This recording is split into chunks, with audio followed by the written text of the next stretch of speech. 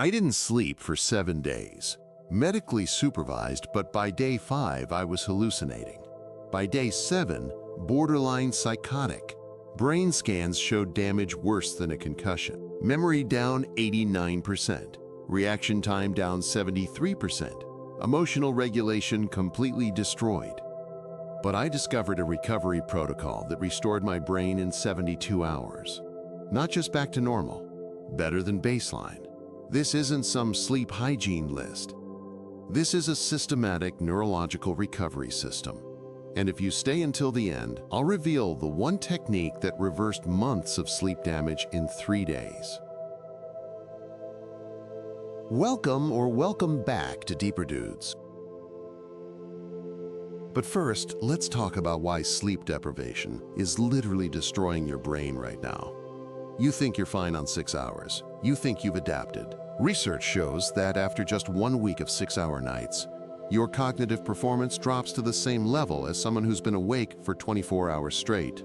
But here's what makes it worse. You lose the ability to accurately judge how impaired you are.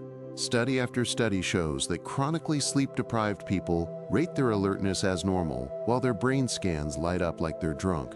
Your reaction time is shot.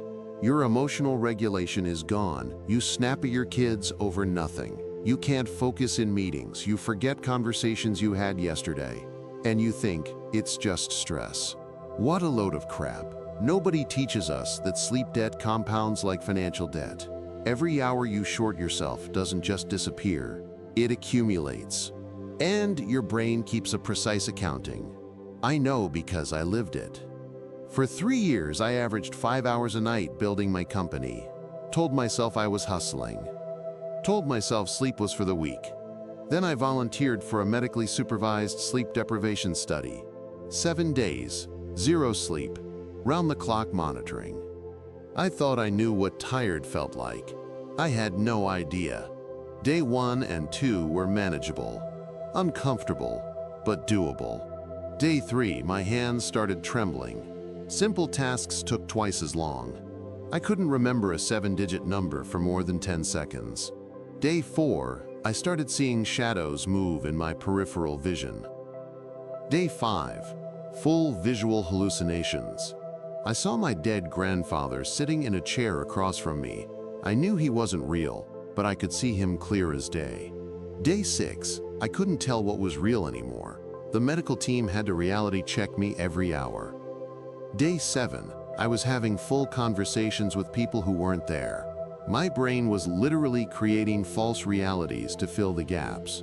But here's what changed everything. The brain scans. Before the experiment, my brain looked normal.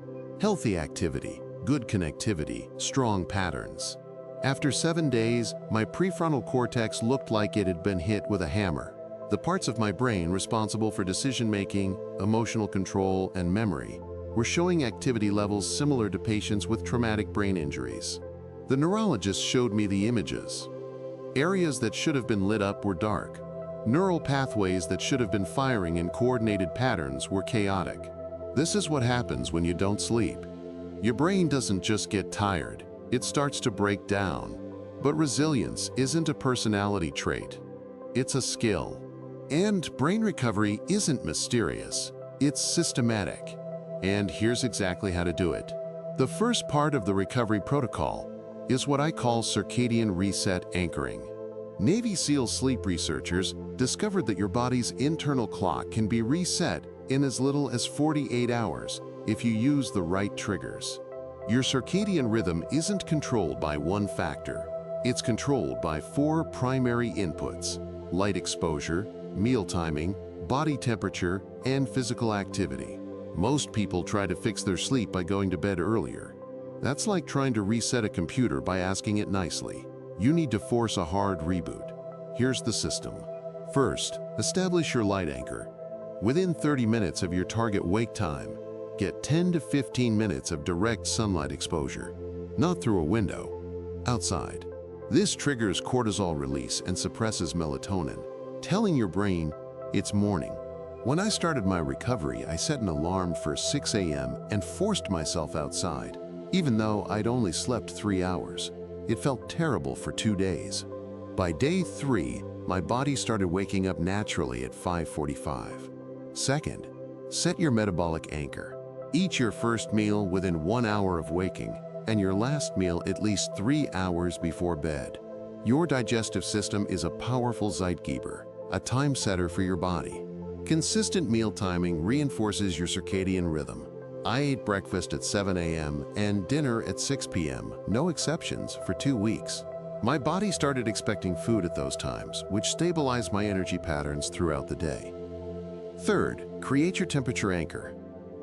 Your core body temperature naturally drops in the evening to prepare for sleep. You can accelerate this. Take a hot shower or bath 90 minutes before bed. When you get out, your body rapidly cools down, mimicking the natural temperature drop that signals sleep time. I did this every night at 9 p.m. Within a week, I started feeling drowsy like clockwork at 10:30. Fourth, implement your activity anchor. Intense physical activity raises your core temperature and cortisol. Done at the wrong time, it destroys sleep. Done right, it reinforces your rhythm. Exercise in the morning or early afternoon, never within 4 hours of bedtime. I started doing 20 minutes of high-intensity training at 7 a.m. It amplified the wake signal from the sunlight exposure. Here's a real example of how this works. During my recovery, day 1 was brutal. I got maybe 3 hours of broken sleep the night before. But I got up at 6 a.m., went outside, ate breakfast at 7, trained at 7:30. By 10 p.m., even though I'd been awake since 3 a.m., I still took the hot shower. I fell asleep in 15 minutes and slept for 9 hours straight.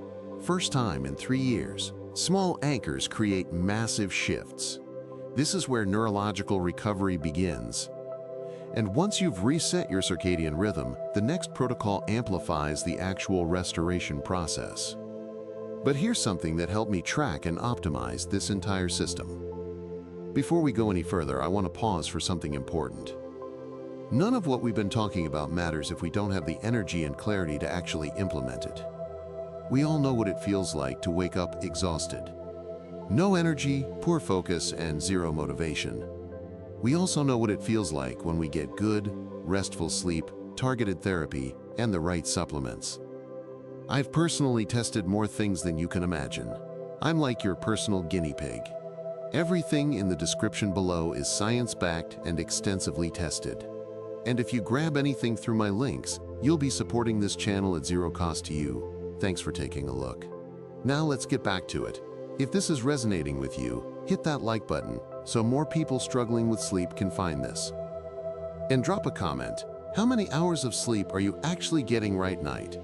No judgment, just data. Now, here's the truth about sleep recovery that changes everything. You can't just sleep more and expect your brain to heal. Sleep quality matters more than sleep quantity.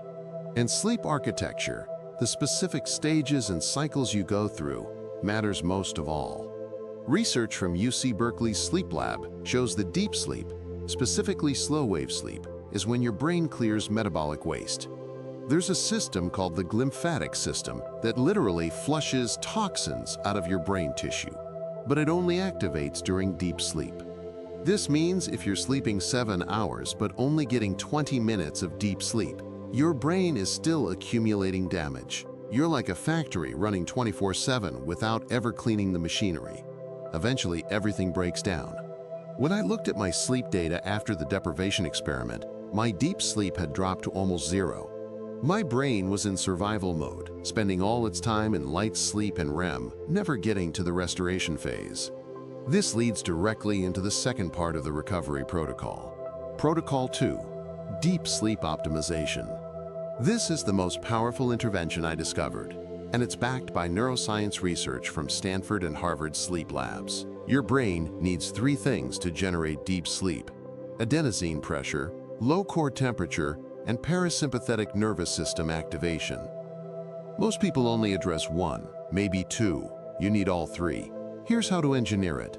First, build adenosine pressure correctly. Adenosine is a chemical that accumulates in your brain the longer you're awake. It creates sleep pressure, but caffeine blocks adenosine receptors, which is why it keeps you awake. If you're drinking coffee after 2 p.m., you're sabotaging your deep sleep 12 hours later. I cut all caffeine after noon. Within 5 days, my deep sleep increased by 40%. But here's the part most people miss. Naps deplete adenosine. If you're napping during the day, you're reducing the sleep pressure you need at night. I know this is controversial, but during my recovery, I eliminated all naps for 3 weeks. My nighttime sleep quality doubled. Second, manipulate your core temperature aggressively. We covered the hot shower technique, but there's more. Your bedroom needs to be cold. Not cool, cold. Research shows optimal sleep temperature is between 60 and 67 degrees Fahrenheit. Most people keep their bedroom at 72 to 75. That's warm enough to suppress deep sleep. I dropped my bedroom to 64 degrees and used a cooling mattress pad.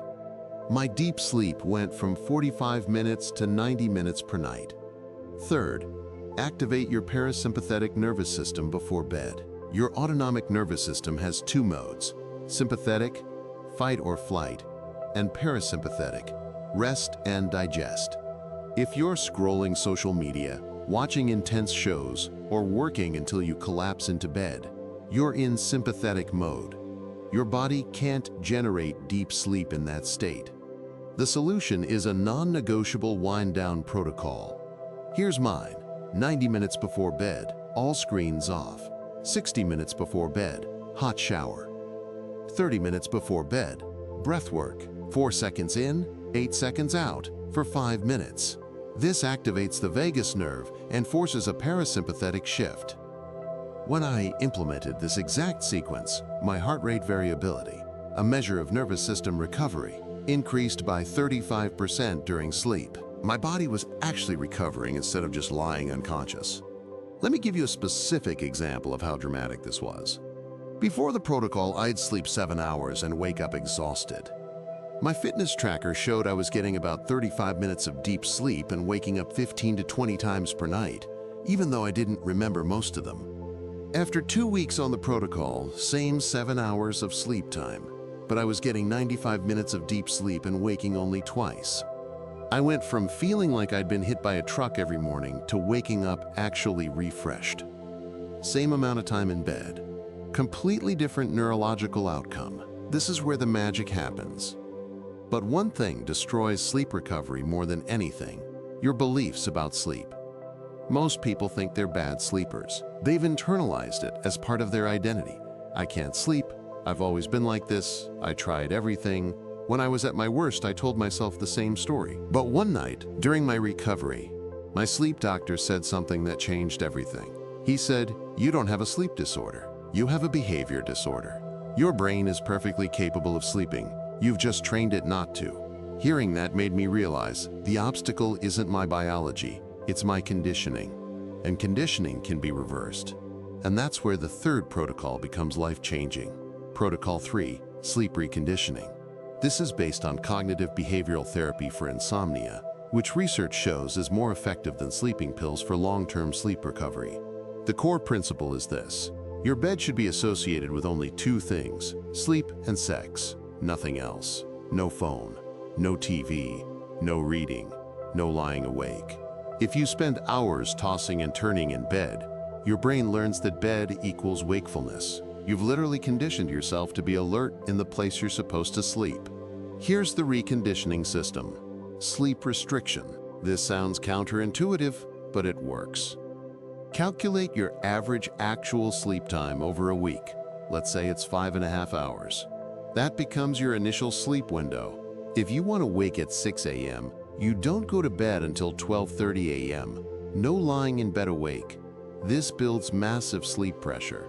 You'll be tired, but you'll sleep deeply when you finally go to bed. I started with a 5-hour window. It was brutal for 3 days.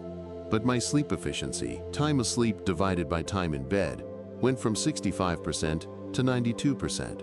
Once you're sleeping well in that window, you extend it by 15 minutes per week until you reach your target. Second, stimulus control.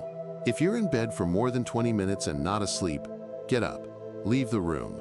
Do something boring in dim light. Only return to bed when you're actually sleepy.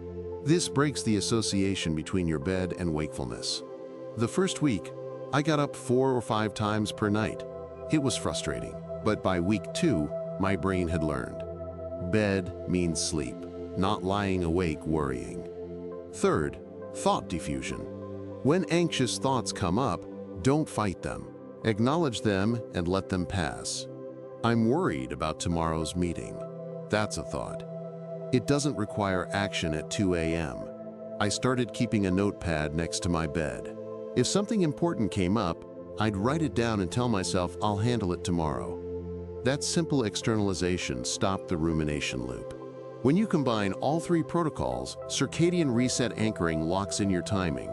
Deep sleep optimization maximizes your recovery per hour. Sleep Reconditioning fixes the psychological blocks. This is how people achieve true sleep recovery. Not just getting more hours, but transforming the quality of those hours.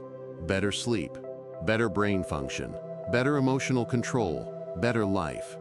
Within 72 hours of starting this complete system, my brain scans showed measurable improvement. Within 2 weeks, I was performing better cognitively than before the deprivation experiment. Within 30 days, I had the best sleep quality of my adult life. And here's what nobody tells you. Fixing your sleep fixes almost everything else. My anxiety dropped. My focus sharpened. My relationships improved because I wasn't irritable all the time. Sleep isn't one pillar of health. It's the foundation everything else is built on.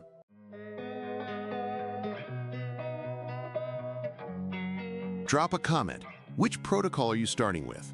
Number 1, Circadian Reset Anchoring. Number 2, Deep Sleep Optimization. Or number 3, Sleep Reconditioning.